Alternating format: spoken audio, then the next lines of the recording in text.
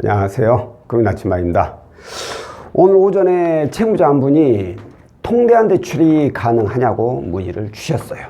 그래서 이분의 자격 사항을 여쭤보니까 현재 직장 다니시고 4대 보험 되시고 4년 근무에 연봉은 약 4,300만 원 정도.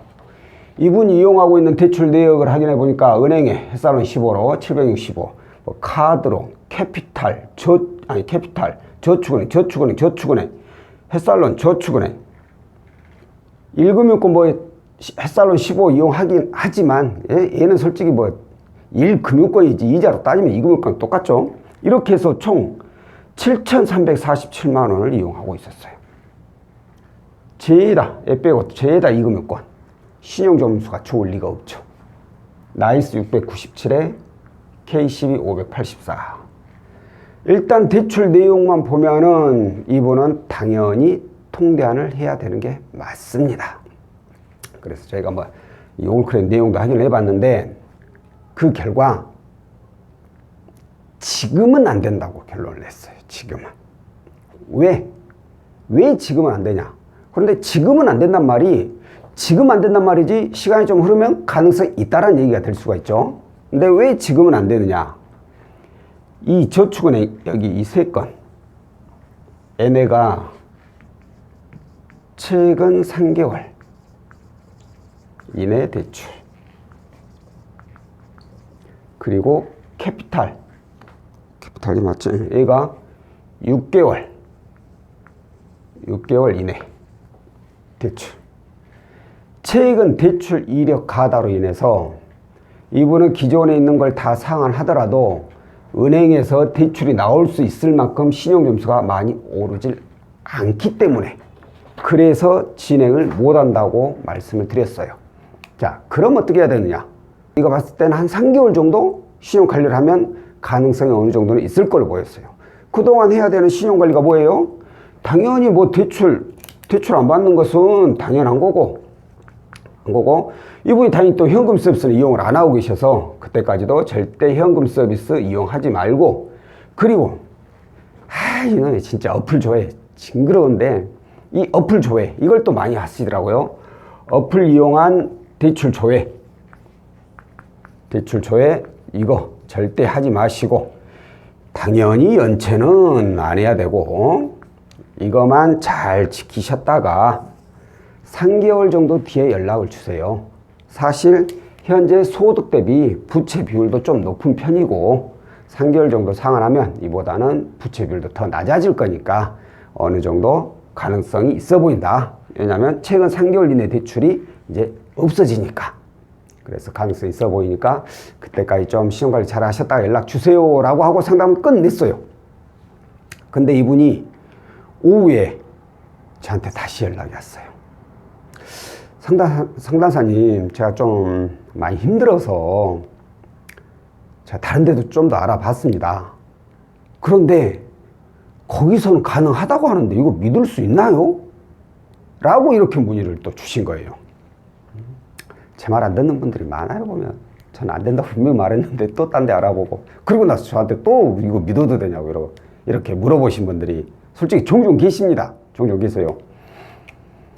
자, 이 통대안을 진행하는 업체들은 몇 군데 있어요. 그럼 각 통대안 업체마다 자격 기준이 조금씩은 다를 수 있겠죠. 근데 제가 이렇게 저희도 통대안을 진행하지만 통대안을 했던 분들의 내용들을 보면은 그리고 타 업체도 확인을 해보면 그 조건이 비슷비슷합니다. 솔직히 아주 크게 차이는 나지 않아요. 미세하게 조금씩 차이 나는 것이지 크게 차이가 나진 않아요. 이 말은 뭐냐? 저희가 신용점수가 오르질 않아서 은행에서 대출이 안 나올 확률이 높아서 3개월 정도 후에 신용관리했다가 그때 진행을 하자고 말씀을 드렸는데 다른 업체에서는 이렇게 보는 거예요. 이 정도면은 은행에서 대략 얼마 나오고 나머지 2금융권 이용하고 그러면 충분히 가능하겠다. 어찌됐든 이 대출금하고 여기에 플러스 해가지고 이제 수수료 받잖아요. 수수료하고 이것만 나오면 되니까 그럼 자기네들은 손해볼 게 없잖아요. 그래서 이렇게 이 금액만 나올 수 있는지만 보고 가능 여부를 따져버린다는 거죠. 그럼 중요한 게 뭐예요? 이 7,347만 원 중에 과연 은행급 비중, 은행 비중이 얼마나 차지하느냐, 이게 중요한 거거든요. 저희가 중요하게 따지는 게 바로 이거예요. 통대하는 업체들이 따지는 게 이거예요. 은행 비중이 너무 적어버리면, 특히나 이 연봉에 최소 어느 정도 금액은 나와야 되는데 그 금액이 안 나올 뿐이라면 진행을 안 합니다. 왜? 통대한 대출의 주 목적은 제가 이자 지출을 줄이는 거라고 했잖아요. 이자 지출을 줄이려면 어떻게 해야 돼요? 1금융권에서 은행에서 최대한 많은 대출 금액이 나와야 된다는 거예요. 근데 이분은 그렇게 안 나올 가능성이 크기 때문에, 그렇기 때문에 진행을 안 한다는 얘기죠. 근데 어떤 욕심 많은 업체는 일단 상담은 은행에서 얼마까지 가능하다는 식으로 얘기를 하고 나머지 부족한 거 이금융권 이용할 수 있습니다 라고 했는데, 나중에 막상 지내보니까 은행에서 거의 안 나와버리거나 아주 소액만 나와버렸고, 그래도 이금융권 나머지 다 받고 자기네들 수수료 다 챙기고, 오로지 이 욕심만 따진다는 거예요. 자기네들 돈 벌 궁리만 한다는 거예요. 그런데 그런 사람, 그런 업체를 저한테 믿어도 되나요? 라고 물어보면 제가 믿어도 된다고 얘기해야 되나요? 믿지 말아야 된다고 얘기해야 되나요? 중요한 것은 말씀드린 대로 이자를 얼마나 줄이냐거든요. 근데 본인이 힘들다고, 지금 당장 힘드니까 그래요, 이해해요. 근데 이런 거 진행해봐요. 어떻게 되겠어요? 이 다음 상황이 지금의 이 상황보다 많이 좋아지겠어요? 많이 차이가 날까요? 별 차이가 없다는 거예요. 하고 난 후에 이 수수료까지 포함이 돼버리니까 이제 원금은 더 늘어나게 되죠. 원금은. 그러면은 지금과는 별 상황이 바뀌지 않는다는 거예요. 그렇기 때문에 저희는 3개월 뒤에 연락을 달라고 한 거예요. 그 업체를 믿든 말든 그건 본인이 알아서 해야 된다는 거예요. 다만 믿지 말라고 하는 곳은 있어요. 저희가 왜?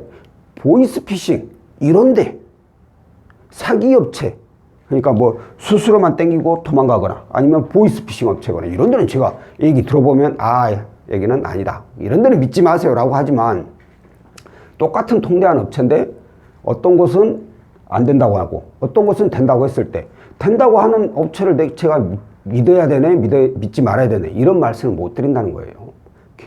결정은 본인이 하셔야 돼요. 다만 저희가 봤을 때 조건은 지금은 어렵다, 3개월 뒤에 하셔야 된다, 이런 말씀을 좀 드리고 싶다라는 거죠. 사실 아닌 말로 저희가 보고 안 되는 분들, 거절하신 분들 있잖아요. 다른 데 가서 진행을 해가지고 안 좋은 결과 나온 분들이 굉장히 많아요. 아까도 말씀드렸죠. 이쪽 업계의 자격 조건은 거의 비슷비슷하다니까요. 크게 차이가 안 나요. 욕심을 내느냐 안 내느냐, 그 차이일 거예요, 제가 봤을 때는.